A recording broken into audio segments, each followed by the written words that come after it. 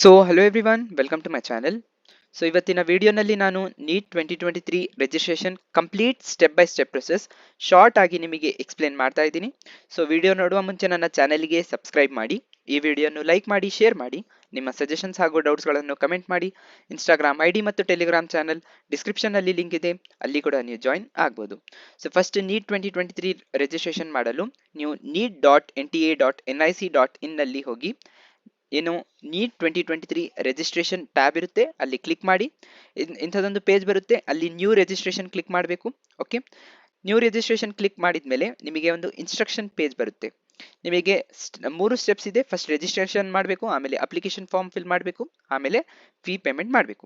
ಇಲ್ಲಿ ಇನ್ಸ್ಟ್ರಕ್ಷನ್ ಪೇಜ್ನಲ್ಲಿ ನಿಮಗೆ ಎಲ್ಲ ಇನ್ಸ್ಟ್ರಕ್ಷನ್ಸ್ ಇದೆ, ಹೇಗೆ ರಿಜಿಸ್ಟರ್ ಮಾಡಬೇಕು, ಹೇಗೆ ಅಪ್ಲಿಕೇಶನ್ ಫಾರ್ಮ್ ಫಿಲ್ ಮಾಡಬೇಕು, ಫೀ ಪೇಮೆಂಟ್ ಹೇಗೆ ಮಾಡಬೇಕು, ಎಷ್ಟು ಫೀಸ್ ಇದೆ. Okay, for general category 1700 fees ಇದೆ. For in India general EWS OBC NCL ಕ್ಯಾಟಗರಿಗೆ 1600 ರುಪೀಸ್ ಫೀಸ್ ಇದೆ, ಮತ್ತು SC ST ಕ್ಯಾಟಗರಿಗೆ 1000 ರುಪೀಸ್ ಫೀಸ್ ಇದೆ. For outside India 9500 is the fees for registration of NEET. Okay, NEET 2023 registration. So next ಏನಿದೆ, ನಿಮಗೆ complete ಏನಿದೆ instructions ಇದೆ, ನೀವು ಕೇರ್ಫುಲ್ ಆಗಿ ಓದಿ. ಆಮೇಲೆ ಏನಿದೆ ನಿಮಗೆ ಕ್ಲಿಕ್ ಹಿಯರ್ ಟು ಪ್ರೊಸೀಡ್ ನೀವು ಕ್ಲಿಕ್ ಮಾಡಬೇಕು. ಅಲ್ಲಿ ನಿಮಗೆ ಫಸ್ಟ್ ರಿಜಿಸ್ಟ್ರೇಷನ್ ಪೇಜ್ ಬರುತ್ತೆ. ಓಕೆ, ರಿಜಿಸ್ಟ್ರೇಷನ್ ಪೇಜ್ನಲ್ಲಿ ನಿಮಗೆ ಫಸ್ಟ್ ಪರ್ಸನಲ್ ಡೀಟೇಲ್ಸ್ ಕೇಳ್ತಾರೆ. Okay, personal details for example candidates name, father name, mother name, date of birth, gender, nationality ಎಲ್ಲ ನೀವು ಫಿಲ್ ಮಾಡಬೇಕು. ಓಕೆ, ಆಮೇಲೆ ನಿಮ್ಮ ಪ್ರೆಸೆಂಟ್ ಅಡ್ರೆಸ್ ಮತ್ತು ಏನು ಮೊಬೈಲ್ ನಂಬರ್, ಇಮೇಲ್ ಅಡ್ರೆಸ್ ಎಲ್ಲ ನೀವು ಫಿಲ್ ಮಾಡಬೇಕು. ಆಮೇಲೆ ಪರ್ಮನೆಂಟ್ ಅಡ್ರೆಸ್ ಏನಿದೆ ನೀವು ಅದು ಕೂಡ ಫಿಲ್ ಮಾಡಬೇಕು.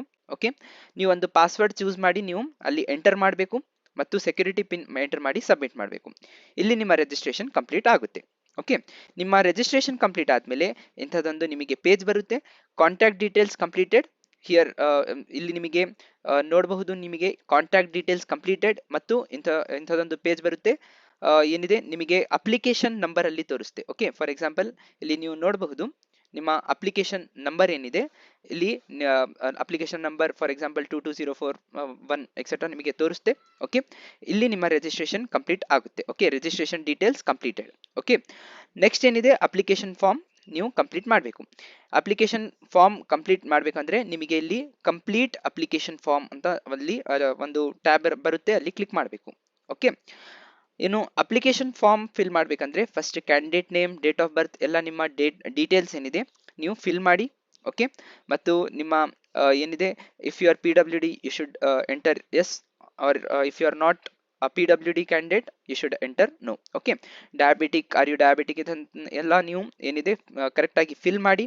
ಪ್ಲೇಸ್ ಆಫ್ ರೆಸಿಡೆನ್ಸ್ ಏನಿದೆ, ಫ್ಯಾಮಿಲಿ ಇನ್ಕಮ್ ಏನಿದೆ, ಓಕೆ, ನಿಮ್ಮ ಮೈನಾರಿಟಿ ಏನಿದೆ ಅದೆಲ್ಲ ನೀವು ಕಂಪ್ಲೀಟ್ ಆಗಿ ಫಿಲ್ ಮಾಡಬೇಕು. ಓಕೆ, ನೆಕ್ಸ್ಟ್ ಏನಿದೆ ನೀವು ಎಲ್ಲ ಸೇವ್ ಮಾಡಿ. ನೆಕ್ಸ್ಟ್ ಆಧಾರ್ ಡೀಟೇಲ್ಸ್ ಇರುತ್ತೆ.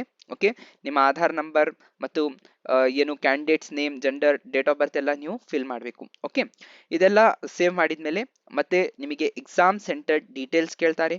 ಓಕೆ, ನೀವು ಫಸ್ಟ್ ಚಾಯ್ಸ್, ಸೆಕೆಂಡ್ ಚಾಯ್ಸ್ ಮತ್ತು ಏನೆಲ್ಲ ಇದೆ ಫಸ್ಟ್ ಚಾಯ್ಸ್, ಸೆಕೆಂಡ್ ಚಾಯ್ಸ್ ನೀವು ಎಂಟರ್ ಮಾಡಬಹುದು. ಓಕೆ, ಕ್ವಶನ್ ಪೇಪರ್ ಮೀಡಿಯಂ ಕೂಡ ಸೆಲೆಕ್ಟ್ ಮಾಡಬಹುದು. ಓಕೆ, ಮತ್ತು ಏನಿದೆ ನಿಮ್ಮ ಫಾದರ್ ಅಕ್ಯುಪೇಷನ್, ಕ್ವಾಲಿಫಿಕೇಶನ್ ಮತ್ತು ಮದರ್ ಅಕ್ಯುಪೇಷನ್ ಮತ್ತು ಕ್ವಾಲಿಫಿಕೇಶನ್ ಏನಿದೆ ಅದು ನೀವು ಸೆಲೆಕ್ಟ್ ಮಾಡಿ. ಓಕೆ, ಆಮೇಲೆ ಸೇವ್ ಮಾಡಿ. ನೆಕ್ಸ್ಟ್ ಏನಿದೆ ನೀವು ಪ್ರೊಸೀಡ್ ಮಾಡಬಹುದು.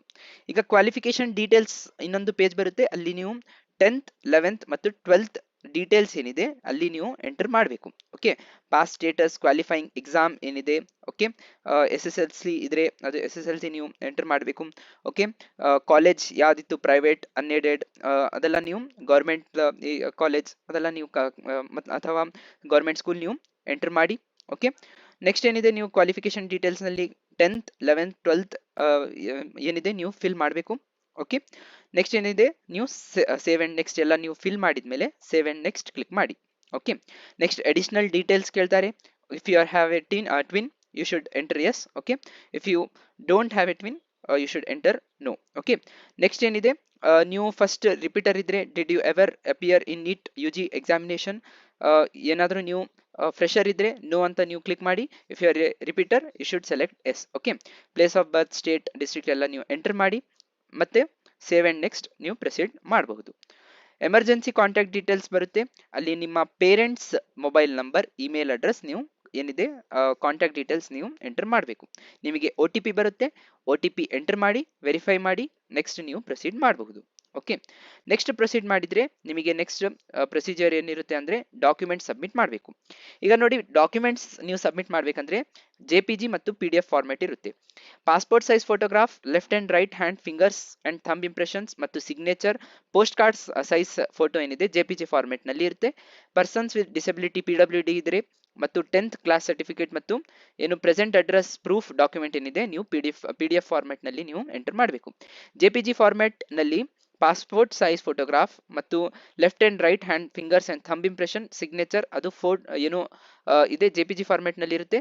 10 to 200 KB passport size photograph and left and right hand fingers and thumb impression ಅದು 10 to 200 KB ನಲ್ಲಿ ಇರುತ್ತೆ. ಮತ್ತು ಸಿಗ್ನೇಚರ್ ಏನಿದೆ 4 to 30 KB ಇರುತ್ತೆ.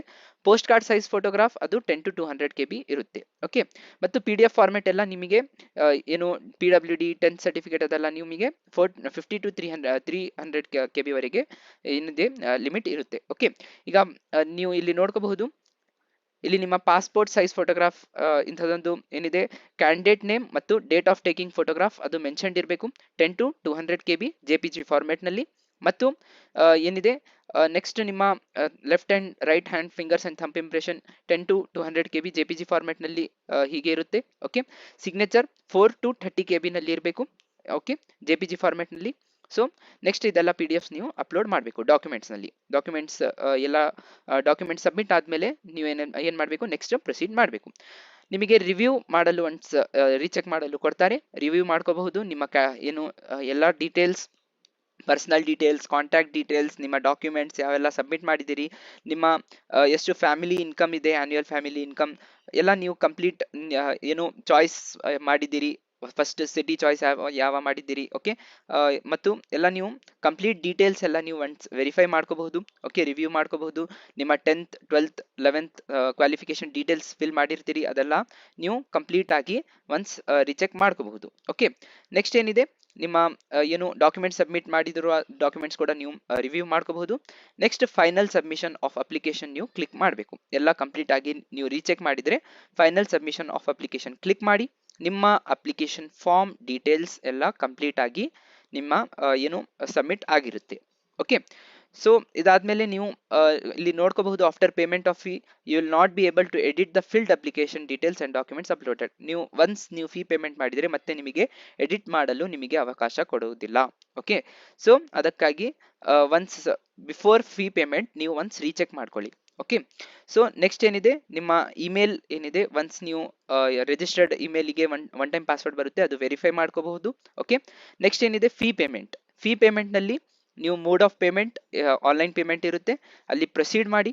ಓಕೆ, ಪ್ರೊಸೀಡ್ ಆದ್ಮೇಲೆ ನೀವು ಏನಿದೆ ಏನು SBI, Canara bank, ICICI bank, HDFC bank ನಲ್ಲಿ ಥ್ರೂ ನೀವು ಬೇಕಾದ್ರೆ ಏನು ಫೀ ಪೇಮೆಂಟ್ ಮಾಡಬಹುದು. ಓಕೆ, ನೀವು fee payment according to your category fee payment ಮಾಡಬಹುದು. ಪ್ರೊಸೀಡ್ ಮಾಡಿ ಮತ್ತು ನಿಮಗೆ final confirmation after fee payment final confirmation page ಇಂಥದ್ದೊಂದು ನಿಮಗೆ ಬರುತ್ತೆ.